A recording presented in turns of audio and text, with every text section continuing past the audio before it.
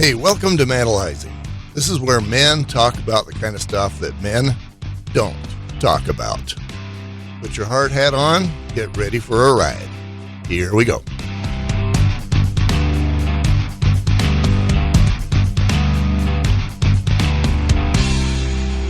Manalizing. In this episode, I'm interviewing Rocha. Ray is a man who volunteered from a father's rights group on Facebook. I didn't know him at all other than that. I put out a little word, says, hey, who wants to talk about your stuff? And Ray volunteered. That's a very vulnerable thing to do when you don't know anything about to the guy who's going to interview you or anything else. Ray is a sales associate. He sells janitorial supplies. He's an alcoholic. He's a father. He's a man who struggles just like the rest of us. But he runs deep. I found a lot of wisdom in Ray. And I found a man, an honest and earnest man who's trying to make his way through life and has learned some things. And he's going to share those with us. Here's the interview. Tell me about you. What do you do for a living? Okay. My job is I sell janitorial supplies. Uh-huh. I've been with the same company for 19 years. Yeah. What is it about selling janitorial supplies that you like? Is it the being out all the time? What is it that is most rewarding to you? Well, I mean, the money doesn't suck, Uh-huh.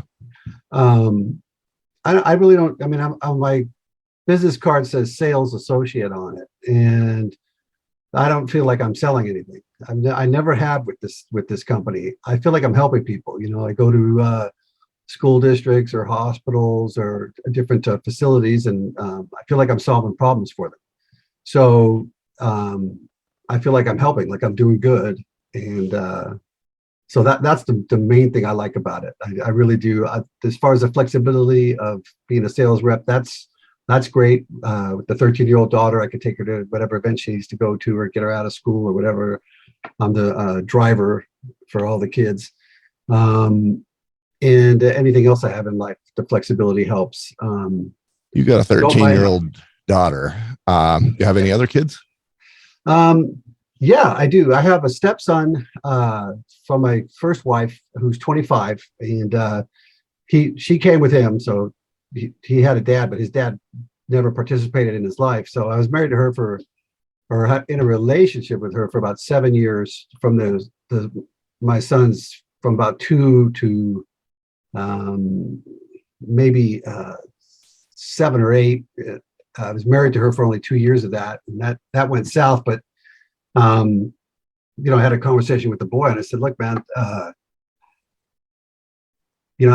I'm divorcing your mom, but I'm not divorcing you. So if you still want me in your life, I will be 100%. And he said, well, you're my dad. So yeah. So he's 25 now, and he's doing very well. He's a good kid. And I have a 41-year-old daughter from the way back, and she's very successful and doing well in Los Angeles also. So yeah, kind of spread them out a little bit. You did spread them out. I'm thinking 41, 25, and 13. You said, yeah, that's a spread. You, I don't think I'm man enough to do a spread like that. Well, absolutely none of it was planned. Yeah, no planning, but definitely making the best out of all of it.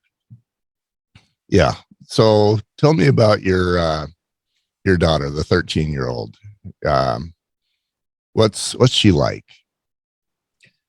Well, she's a force of nature, that's for sure. She's intelligent. She's communicative. She's super bright. She's a self-starter. She's very social. She has a very solid friend network, and she's a really good kid. She's beautiful. It's all get up. She's a gorgeous young lady, and yeah, she's making her dad proud. So she's a really good kid. That's awesome. Tell me a little bit about what it was like for you when you were her age, 13. Let's see. So 13 is 8th grade for most of us, right? Uh-huh. So for me, I was I was already experimenting with illicit substances down in Los Angeles. I was already drinking alcohol. My family life was a challenge. I had older brothers and sisters that were doing the same things, and there's a lot of chaos in the house. My mom did the best she could. My dad did the best he could, but they were alcoholics also. So it was a challenge. So for me, I just hid in my room and played drums all the time. That's kind of was my outlet. I don't remember much about school. Like, I think I have one friend from that time that is still in my life, and that's only via Facebook mostly. But it was chaos for sure. So do you blame your parents for your and your brothers and sisters' alcohol issues? No, none of those people ever poured a drink down my throat. No, that was we all had our own individual demons, and the if anything, the way my parents were when they got drunk would be a reason to not drink alcohol. They were, once they started drinking, it was, it was hell at the house. But like most of us that are alcoholics, when we start drinking, we're going to keep drinking regardless of the circumstances. You don't have to have a challenging home life to become an alcoholic, or you could have the best Brady Bunch life ever and still become an alcoholic if you're right. predisposed to that. Does that mean that you're an alcoholic? Oh, totally. Yeah, absolutely. How long have you been an alcoholic? Well, I've been an alcoholic probably from the age of 14 on. I've been a sober alcoholic since 1991. So dang, 30 years. 31. Got to get that extra year, and you've earned it. Well, I just turned 31 in September. So yeah, I mean, it's like, it's still fresh and a big deal, right? Yeah, and I would have pegged you for 33. Tell me a story about one of those moments where you were like, I gotta have a drink. And then you either succeeded or failed. Tell me about one of those moments. Well, I had a lot of those moments in the 80s where, just barely keeping from being arrested, or just barely escaping trouble. There's a lot of instances where I could have used that as a reason to maybe look at my addictive behavior, but I never did. I mean, it was always, I was blamed to something or someone else for my issues when I was drinking. But the last instance, which is the important one, is that, I was back home at 30 years old, probably moved there when I was 29 to my mom's house, where I grew up. And I just continued to drinking. And, I had all the friends around me were just basically losers like me, just, still living at their parents' house and still drinking, and had odd jobs or whatever, nothing successful. But, my mom came into my bedroom, which was the same bedroom that I, grew up in. And she just said something like, you didn't turn out like I thought you'd turn out, and that was, well, I've heard that though, you hear that your whole life, oh, you have so much potential, that's just what we hear, it's like, and it doesn't mean anything, because I need a drink. But it meant something that night. And so I just came out of my mouth, like, I don't even know why I said it, Garth, but it came out like, well, if you go buy me some beer, I'll go to AA tomorrow. Like, just out of nowhere. And keep in mind, like, I had warrants out for DUIs and other things with the court. I was definitely, if I got pulled over, I was going to get, I was going to get free room and board, Yeah. So like my mom, she went and got some beer and brought it back in the house, and she threw it in the bedroom, and she goes, here's your beer, asshole. And I was like, I didn't remember at that point. I don't remember telling her that. But the next day, which was September 22nd, 1991, that Sunday, I went to an AA meeting, and I called up the central office of Alcoholics Anonymous, and they told me where a meeting was, and I went. And I've never had a drink since. That was it. I don't know what happened at that meeting, because I might have still been a little loopy, but I just decided to go to meetings. And many of us, there's many sober alcoholic men, and in Alcoholics Anonymous, you have to do certain things. You want to work your steps and get a sponsor, do all the things that encompass that program. And I just decided to do them. Like, I didn't have any, like, I'm going to stay sober forever, none of that crap. I just thought I'd try it out. I'm going to try it out. And, like, I'm still trying it out. It seems to be working. I got a pretty good life because of that. 31 years later, you're still trying it out. I think it's ironic that that your mom throwing beer at you and saying, "Here's your beer, asshole," was the turning point. Crazy. Everybody has a different story. In AA, you have, like, what it was like, what happened, and what it's like now. The what it was like is fairly common. We're all drunken assholes and make, a bunch of wreckage in our past and hurt people and all that. And then for me, what happened was that, my mom throwing that beer in the room. And, by this time she'd quit drinking. She just stopped on her own. So she just, that happened. And I don't really know. I just went to a meeting and that was it. So it's pretty, thank God, right? Yeah. I guess the justification that I could hear someone else say is, well, I'll go to that AA meeting, but that doesn't mean X, Y, or Z. And so I am not going to go because it's not worth it. For you, it was worth it. It was definitely worth it. What's weird is I was AA ignorant. I had a DUI. I was supposed to go to AA, the sentence. And when I got that DUI, I was like, I got the sentence to go. I was like, AA, that's for losers. I'm never going to go. It's like, forget that. But I didn't know anything about AA, which was probably good. I was completely AA ignorant when I went into the meeting. I didn't know what to expect. I didn't know anything about any of the customs and the format or anything like that. I just kind of showed up and, here we are. 31 years later, how often do you still go to those meetings? I go to AA meetings probably about 3 to 5 times a month. I don't go very much, but what I do is I'm involved in an offshoot of Alcoholics Anonymous called Hospitals and Institutions. And Hospitals and Institutions is what we do is we take AA meetings to people who can't get to meetings. So these are the incarcerated, these are the mentally ill, these are people who are in jail or prisons or things like that. So we go in and we take meetings to those guys. And I've been doing that for 25 years. And that's where I get my, that's where I get my mojo. I love that. I love trying to help people that maybe need the help but can't get out to get it. Does that strengthen you to be the leader of those kind of groups?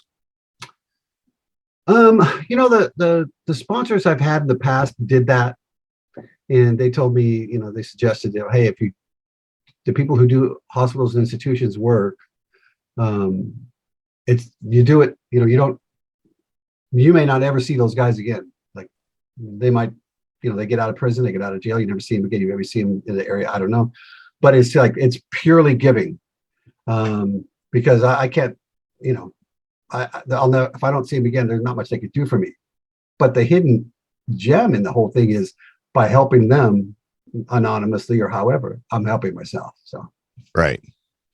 And we all need a mission and a purpose. And I like to think at this stage in my life that this particular podcast is my purpose. What's your purpose? Right now, I think it's probably being the best husband and father I could be at this time. I think that's pretty much it. That's and obviously staying sober, but those 3 things are those are the most important things in my life. Okay. Husband and father. Tell me about your woman. She, how many times does she throw beer at you and tell you you're an asshole? She hasn't done that yet. My wife is, she's awesome. I mean, she's a stepmother to my daughter. We've been together for like 12 years and married for 5. And she's just rock solid woman, man. I mean, she's perfect. I'm married to one of those. I don't know. I don't know what's wrong with her. I think she's got bad eyesight, but she keeps me around for some reason. What's her one greatest quality? Patience. Okay. Yeah, she's patient. I'm not the easiest person, and she just lets me do whatever I need to do. And, doesn't really question much. And I'm home for dinner, and she's she's yeah, and I think it's acceptance. You know what I mean? Like I come to her and I got a child, and I'm a sober alcoholic, and she's like, yeah, there's enough of me to for her to want to be around, regardless of anything else. And she's just solid. She's just a solid road dog for me, man, big time. Nice. What's the one thing that she does for you that you need the most? Availability. Uh-huh. She's always there when I need her, no matter what it is. She's 100% there. Yeah, that's awesome. That's hard to do too. Well, I mean, I'm Yeah. talking emotionally, I'm talking physically, I'm talking spiritually. I mean, she's just rock solid best friend kind of type thing, and I couldn't ask for more. Oh wow. Okay. So, and that's something that a lot of us guys are completely without is somebody that to be there emotionally and spiritually and all that. Let's say you feel like you just have this crazy craving, you need a vodka. Uh, is she the person you go to for that? Yeah, she would. Yeah, I don't know if I would go to her for advice, like because if it was alcohol related, I'd probably go to my sponsor. But I would definitely bring her in the loop about what's going on. And Uh-huh. if she had some advice for me, I would definitely listen. But when it comes to the drinking and stuff, obviously a sober alcoholic, we hit up our sponsors pretty much Right. quickly. Yeah, that makes sense. I think it's helpful that you've got your sponsor because if then you do have somebody to talk to in that category. Let's bring you back in time to when you were married to a woman who was much less awesome, Okay. and you're still an alcoholic, and you still got your sponsor, and you're thinking of a divorce because things are not good. Okay. Well, I mean, I could just give you my experience on that because Yeah, you've been there. I've been there. So I married my son's mother in 2003, Okay. and she had came with all the bells and whistles. She was, a beautiful woman, la la la, came with the son. But about almost exactly two years in, maybe a little bit under 2 years in, she got a little the things kind of different. And I had helped her get through college and financially and obviously supporting and babysitting and all that but the boy, all Right. that wasn't really babysitting because my son, but um, and then she wanted to go to take a trip to celebrate her graduation. Right. When she went to celebrate the trip for graduation, she met a dude on this vacation that I paid for. Nice. So that was exciting. But I didn't know it at the time. I just know things are weird at the house when she got back. I'm like, this is fucking weird, man. And so I did a little detective work and I found out that there was some communications with a person in the area code where she went. And I was like, all right. So then I confronted her on it. And keep in mind, like, I've been through breakups before. I've been through many girlfriend breakups throughout the years. Right. I mean, dozens.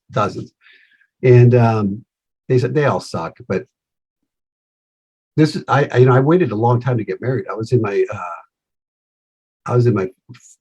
late 40s. It was like I was never going to be married. I was just going to have all these girlfriends. Life's going to be fun. But so I married this person. So I thought it was forever. I was down for that.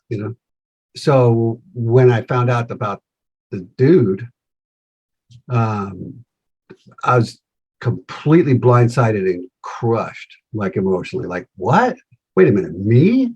Like, do you know who I am? It was like, WTF? Like, I couldn't fathom that. Like, I couldn't get it. And I'm stuff like that's happened to me before, but I've never been married through it. It's like girlfriend stuff, which is Totally different it's a level. different level for me. Maybe Right. it's so it was super painful. So I was and I couldn't get a hold of my sponsor um, because he was whatever he was doing. He was busy. I got a hold of another guy in AA, and I met him in the morning. He goes, meet me at this restaurant right now. Just drive over there. So I met him, and I was like, just pouring my guts out. And he says, you know what you need? I go, no, I don't. He goes, you need some therapy. And have you been to therapy before? I'm like, therapy? That's No. for losers. Well, it's like I never considered it. I'm like, yeah, Yeah.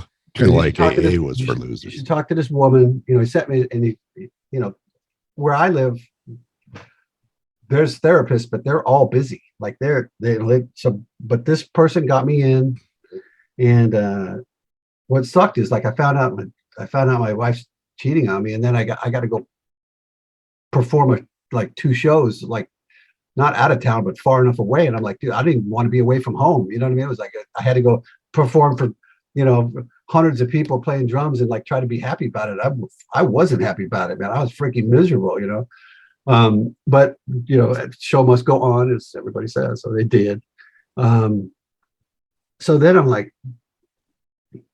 I got my sponsor involved. I got a couple close friends involved, and I'm just a mess. Like I am an emotional. I got my mom involved. I'm leaning on everybody that's close to me, and I am like I'm miserable, and nobody's ever seen me like this because you know, I'm Ray Rocha, man. I mean, this shit doesn't, he's the solid emotional rock that we all go to, and I'm like I'm a mess. So Um, you got friends that go to you, and it sounds like you've got friends that you can go to. sure. You went to your sponsor, and that's always helpful. But it sounds like you also had friends where you felt like you were able to go to them and say, "Oh my gosh, I'm going to get a divorce." I leaned hard on some friends, and they were really helpful. Some of these guys were married, some of them were not married, but um, and the thing that I really realized, I didn't get a lot of advice. Like I didn't get but basically I got like the main advice was try not to make it worse. Like just try not to make it worse because you don't want to blow up and F you and whatever. So I did that, but mainly the thing that was important for me, they just listened. Like they just listened and gave me hugs and said, you're going to be all right. It's going to be okay. Just don't make it worse and just do what's right in front of you. Like whatever the next thing is. I'm like, what does that mean? I go, well, if your son needs to eat, you're going to make him something to eat. If you need to go to work, you're going to get up and go to work. If you're going to, just keep doing what you're supposed to be doing. And, in Alcoholics Anonymous, there's a lot of higher power and there's a lot of prayer and spirituality involved. So I've always done that. So I continue to do that. But the therapy helped out immensely. And What I'm seeing is, for a while. So let's start with you being an alcoholic. Then you marry the woman who is like going to be your forever woman, and she levels you. And I'm speaking through my own brain because this is what I would do to myself. Is what I have done to myself. I might as well just go drive off a cliff. Did that moment ever happen to you? No, that kind of thinking doesn't. I don't get that. I get solution oriented. Like, what do I have to do to? And this could involve a bunch of things. It could be talking to people. It could be going for walks. It could be going to the gym. It could be playing my drums. It could be a bunch of things. Like what do I need to do to make myself feel better? To make myself, I'm not say whole again, but to be able to live with this emotional craziness that I'm feeling. You get that hole in your stomach, man, and it's like, nothing really fills it. It's like you just. I did all those things. I stayed in contact with the friends, and then they kept me busy. I had to live with this person for like another few months before I could get him out and divorce him. It's like that was odd. Uh-huh. But the support from my friends and from the program of Alcoholics Anonymous and the therapy, slow, we're talking months, maybe a year, kind of just made me feel better. But it was not an inside job. It wasn't like just me by myself bearing through it. I needed the support of a bunch of network. The network was, is big and diverse. Yeah, I think you're both lucky and blessed because of the network you've described. You got a lot of dudes that were there and willing to help you.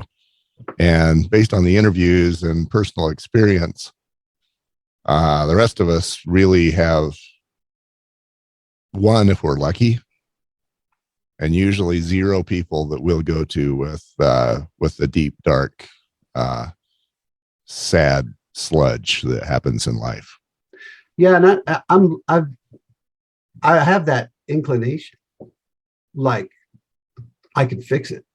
You know, I can Uh-huh. I can get through this. Of course I can. I'm a man, and I can handle this. And men And fix, and you fixed it. yeah, and there was no. This was beyond anything that I could even begin to fix. And it was. I wasn't.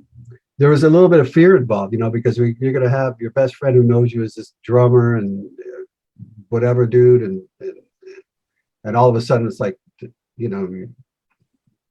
I'm like emotionally crawling to the guy and letting it out. And the scary part is the letting it out part. You know what I mean? Like, it's like, dude, I need help. Like, please, I need help.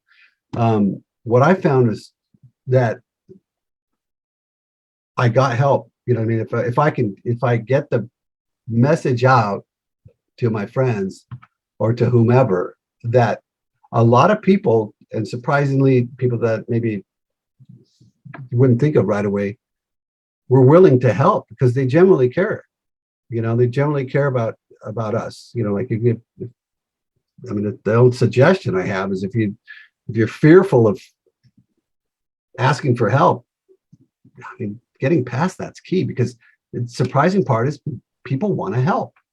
People do want to help. And, I was talking to you before we started recording this podcast about my son has a friend who recently committed suicide. He went down to Lake Powell and hung himself from the houseboat.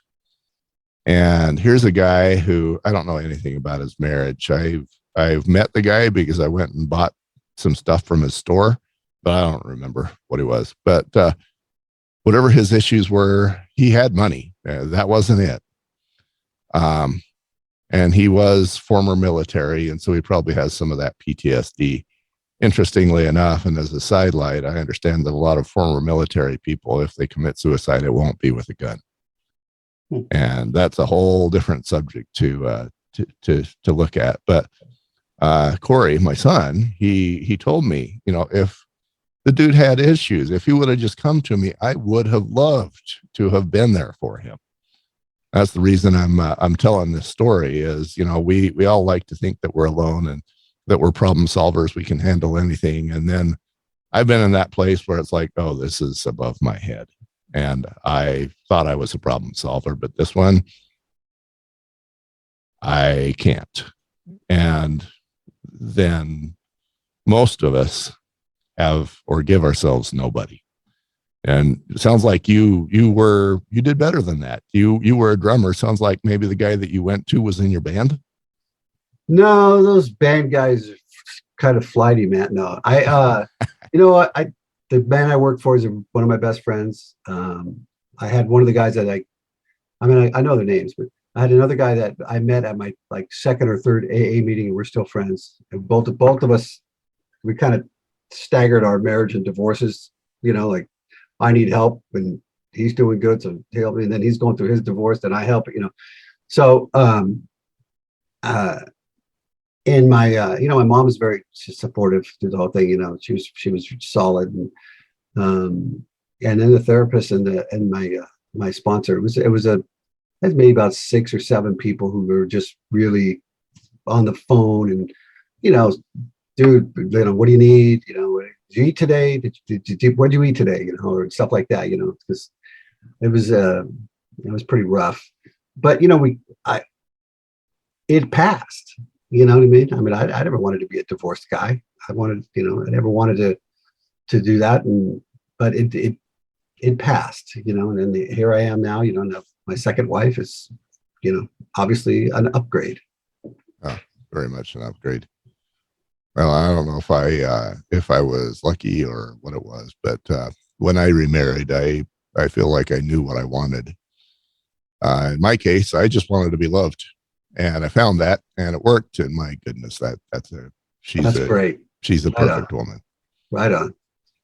So you mentioned having those moments where you've got emptiness in the gut, and and I've been there too. But was that your lowest moment? What was your lowest moment in your life?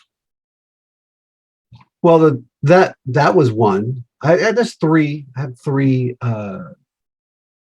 moments. You know, in 1984, I was still drinking, and my dad was dying of cancer, and he died at home with I had moved out and I lived with him in Hollywood, and he died at home with I get to watch him take his last breath, which was a gift. I didn't realize it at the time because I was drunk, Mm-hmm. but that was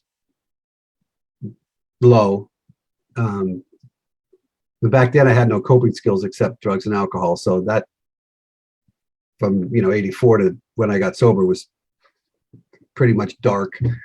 Yeah, it wasn't my dad's fault. I mean, cancer, he died. I just didn't know. I didn't know. I drank over that for years. Like, oh, poor me, my dad died. It was a good excuse to get drunk. Us alcoholics are always looking for an excuse. You know, Uh-huh. the other second darkest was that divorce with my first wife. That whole situation there. And then the third was when my mom passed, which was in 2013, and that was the same thing. I was there for her to watch her take her last breath at my sister's house, and that was really rough. But I had gone through those feelings with my dad drunk, and I was less than helpful to anybody who needed me. Oh yeah, I mean, at the point that you had nothing to give, you were just a taker. So compared to when my mom passed, where now I've been sober at 2013, I think I had 20 years or something, and I was able to be the helpful person. I was able to be the solid, grounded, helpful person in that situation. So it was like, I had both sides of that. It's like, I'm absolutely not going to do what I did last time. Right. So those three are probably the pretty darkest times. Of those, I think I think I know which one of those you're going to say was probably hardest. I'm guessing it was probably harder for you to see your mom go because you didn't have the alcohol to turn to. But which of those three was hardest for you? Honestly, it was the divorce, and because that was a blindside. My mom was dying.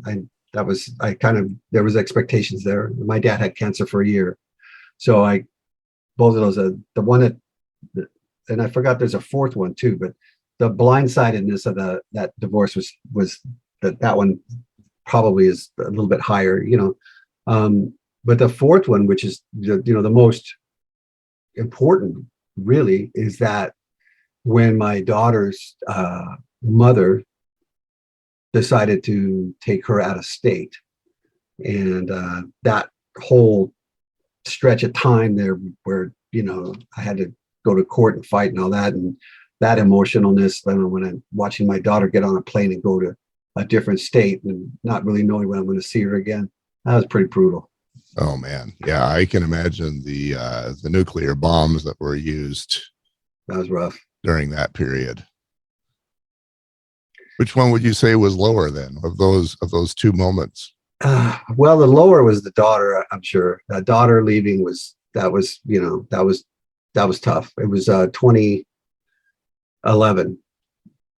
Yeah, and so your daughter would have been 3-ish. Yeah. Well, what happened was, she was a surprise to the both of us, and I was going to try and make her. I had no emotional ties to her mother anymore. Right. At the time of her birth, and I went through all the prenatal stuff that the co-parent would do. I did all that, all the OBGYN stuff. I did all that, went to all the meetings and all the ultrasounds and all that. I was invested in my daughter before she was born. And then, out pops this beautiful, girl, and we're co-parenting as best we can in my house. And it's just, it is less than ideal, but I'm ready to sacrifice anything for my daughter. Like, okay, I could live weird for a while, as long as I could be near and help raise my daughter. Like I'm down for weird, but because weird's not going to trump watching baby take her first steps. It just doesn't. So, you know, and then behind my back, she had been making plans to move out of state. And, had already rented an apartment, had a job. She had the daughter's mother had family there too, so she had a place to go that was going to help her. And of course, talking trash about me, what a loser I am, blah blah blah. And so when I found out that she was had planned to move, I was out of my mind. I didn't know what to do. And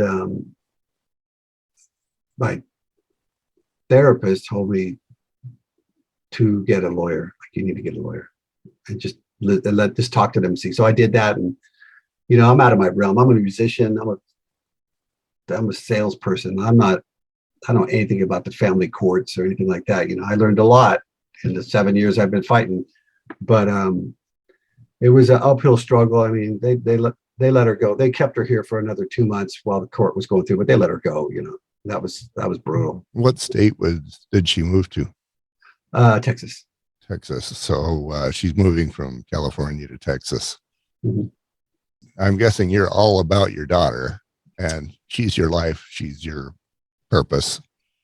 And here goes the crazy ex, and she's completely ripping your daughter away from your life.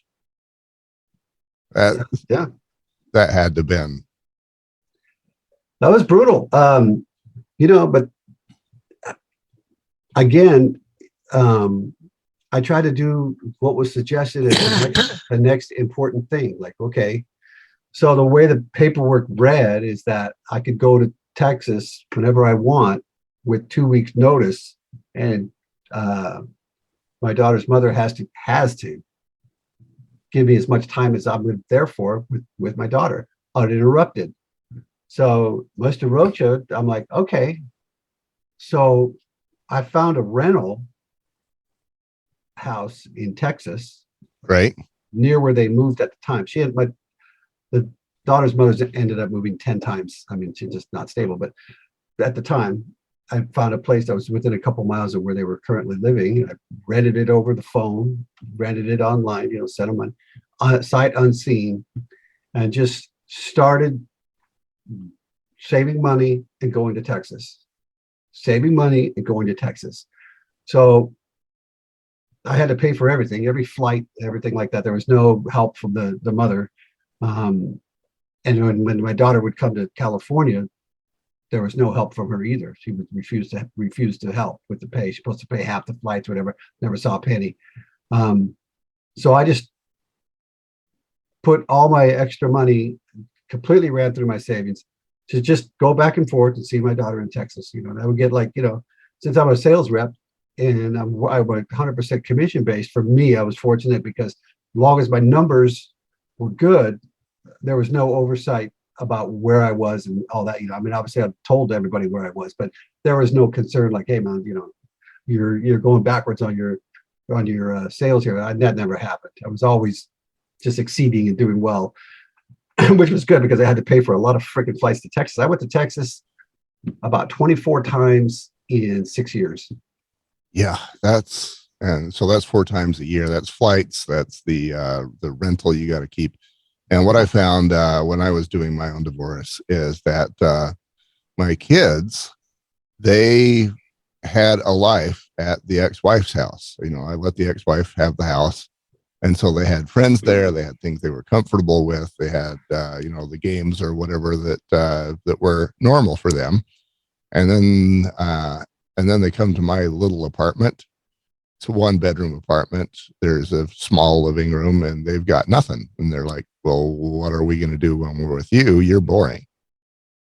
I would imagine it was the same for you. You go to Texas, you've got your daughter for a week or whatever. And she goes, well, now I'm with you. Now what? And then you kind of have to become the Disneyland dad and spend a bunch of money that you don't have.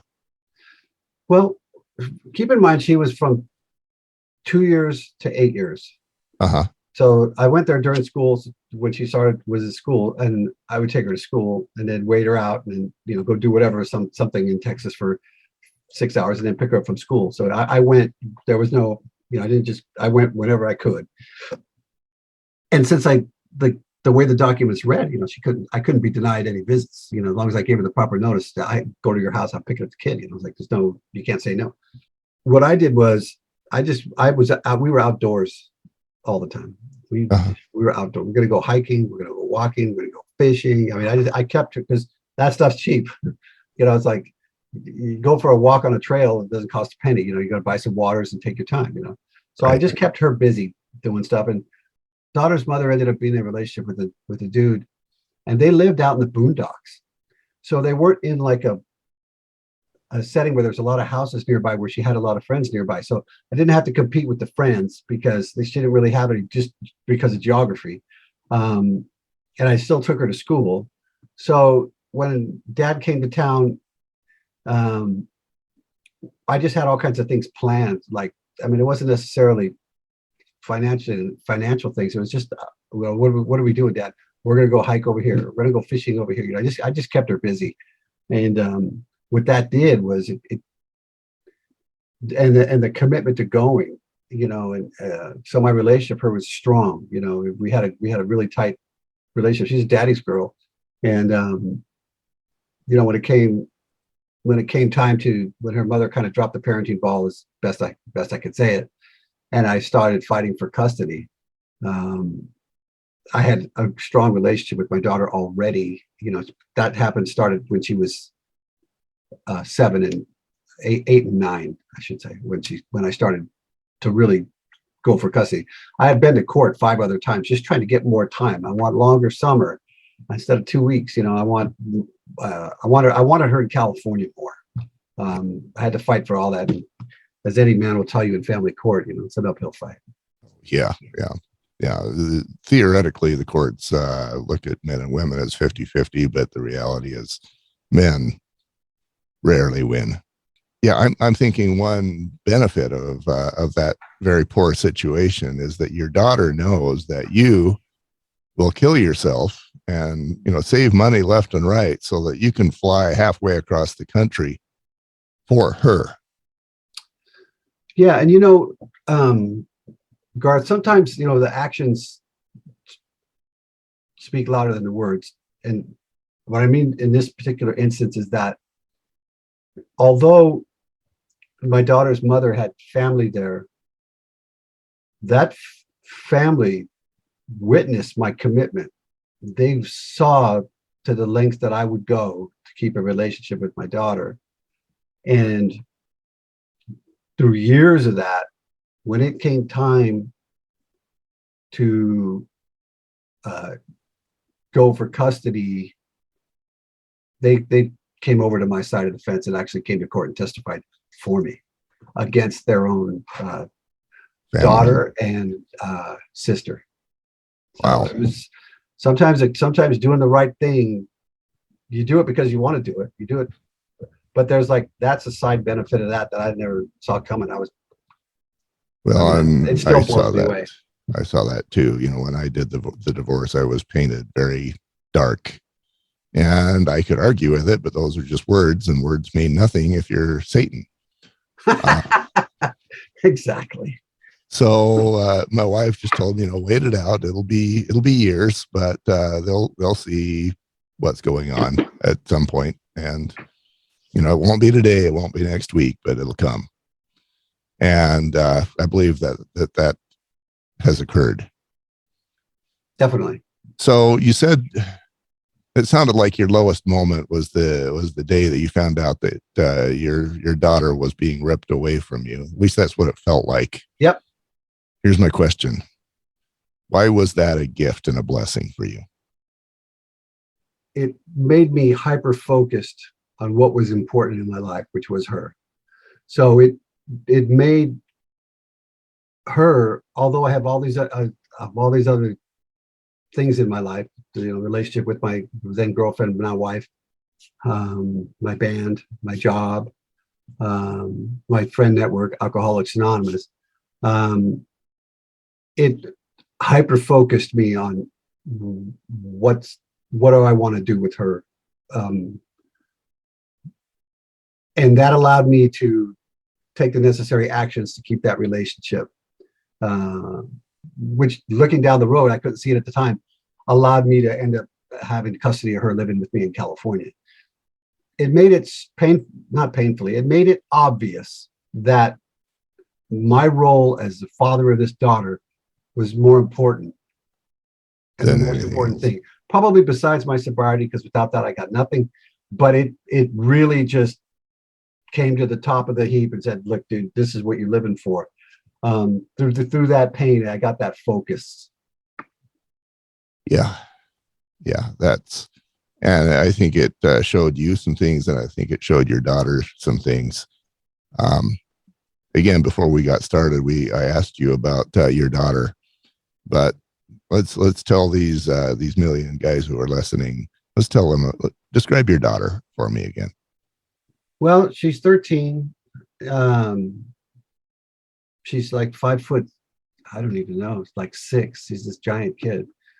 And she's just got a super strong friend network. She's in her 4th year of school in my area, in the school district that she's been. So she's got a bunch of friends, got a great friend network. She's definitely plugged in here big time. She does great grades, no discipline problems at all.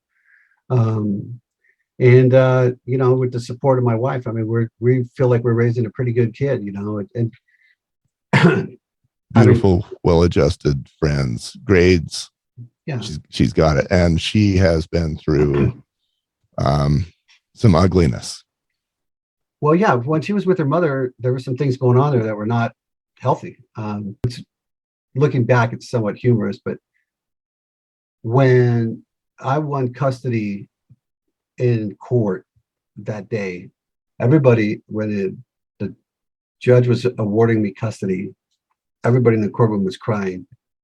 I'm talking bailiff, court reporter, my wife, myself, my lawyer. The only person who wasn't was the judge. And when I told my daughter that the next day, that she was already here for the summer, she was in California for the summer already. So when I told her that, there was a big struggle to who's going to tell her, and I'm like, well, I'm in charge now, so I'm going to tell her. But anyway, she asked all these questions like, can I have a cat? Can I decorate my bedroom? All these questions, like just real day-to-day stuff. Uh-huh. And the last question, she goes, "Oh yeah, Dad." I'm like, yeah. She goes, "When do I get to see my mom next?" That was the last question. Like, that wasn't like in the front, like, when am I going to see my mom? I'm going to miss my mom. It was the last thing. And I told her, this is when you're going to. She said, okay.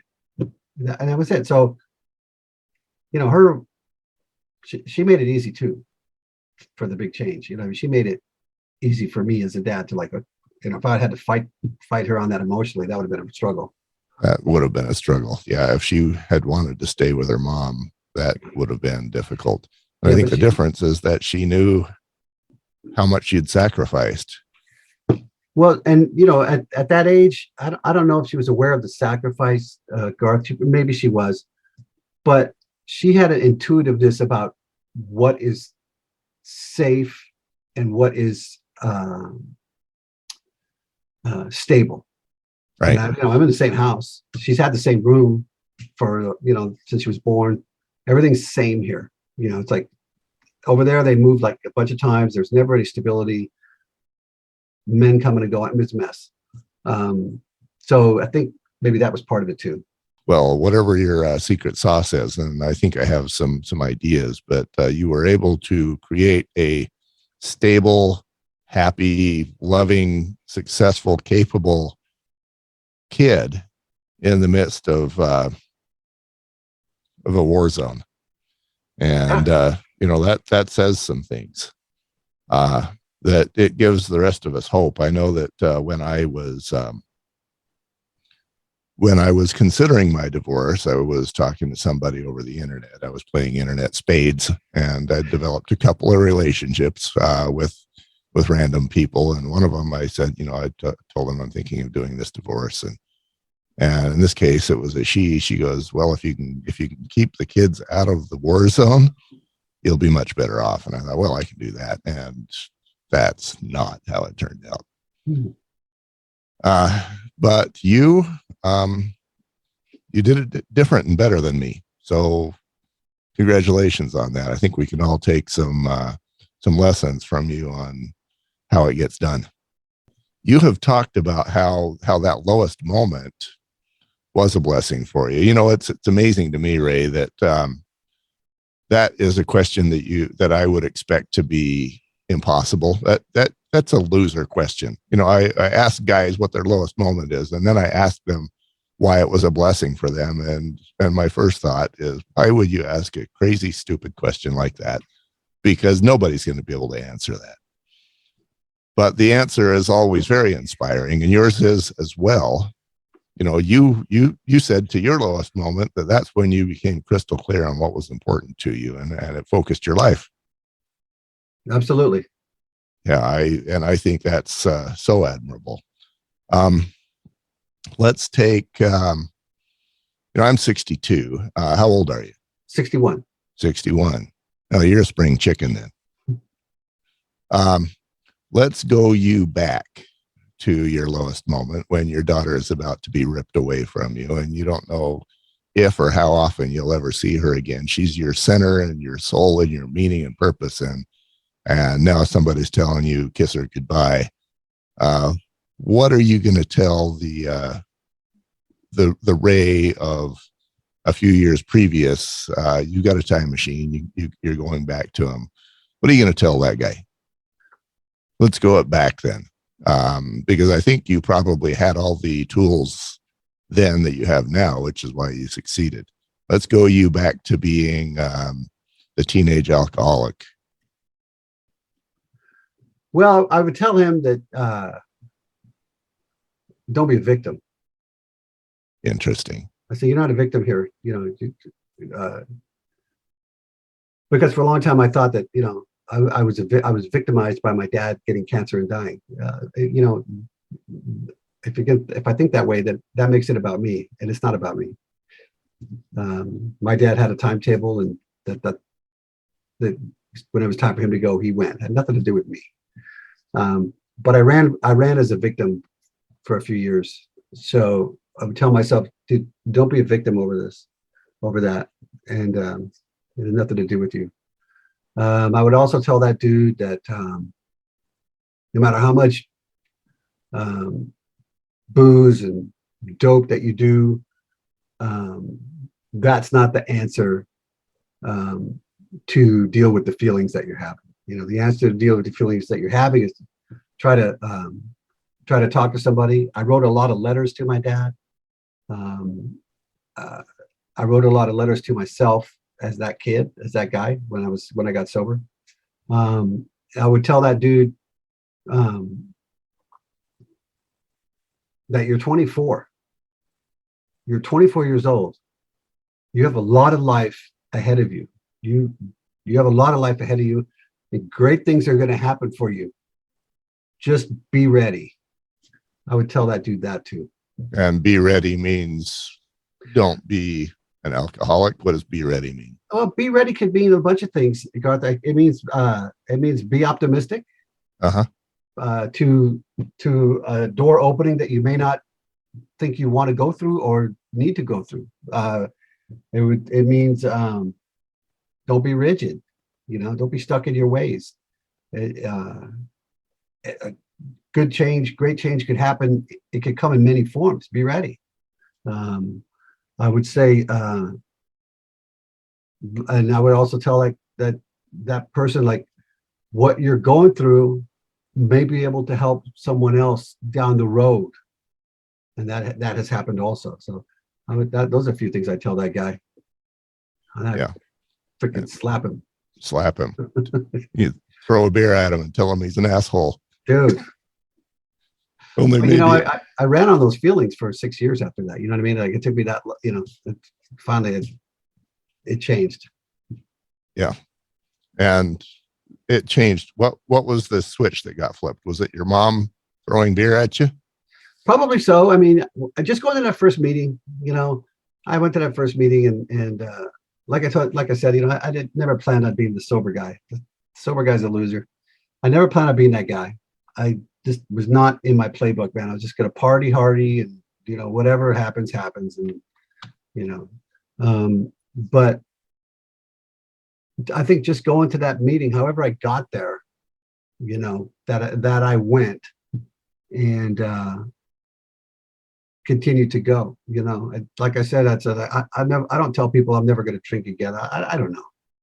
I'm just going to keep doing what I was doing to get here, and I'll probably be okay. Yeah, it's interesting. What I've heard you say is that sober guys are losers, guys who go to AA are losers, guys who go to psychiatrists. You didn't say this directly, but I'm choosing to interpret that way. They're losers. Let's be losers. Let's just be losers and do the right thing. Dude, asking for help is never where I grew up.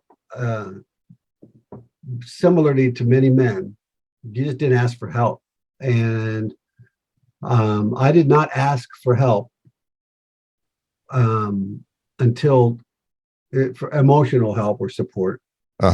Until, I mean, I asked for money plenty of times, right? But until I was like sober and knew that, and someone had to tell me that that's okay. Someone had to tell me it's okay to ask for help. It's okay to ask for emotional support. It's okay to share your feelings. You're not going to get chastised or whatever. People want to help. I had to, that wasn't in my learning playbook in high school or in my 20s. Nobody told me that, I had to go to I have to go to AA to find this out. Okay, fine. But not everybody needs AA. And for those dudes, it's like, dude, it's okay to ask. I mean, we need help. Yeah, I think the losers are the guys who are alcoholics and know they can't fix it themselves, and they are too afraid or too whatever to be willing to admit that they need to go to AA. Those are the losers for me. Yeah, I mean, they just made their life a little more challenging. That's all. You just made the life harder.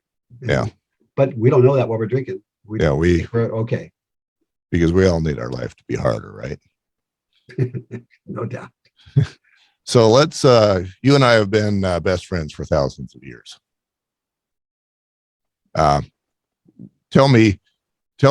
Let's briefly describe how I got to know you and how long I've known you. Well, thousands of years. And how do we get to know each other after thousands of years? I would say we met via the internet. Yeah, Father's Rights Group. For the Father's Rights Group. And I would say that it doesn't matter how you meet people. Is that if you meet good people, they're good people. And that I would be grateful for having you in my life for that time. Yeah.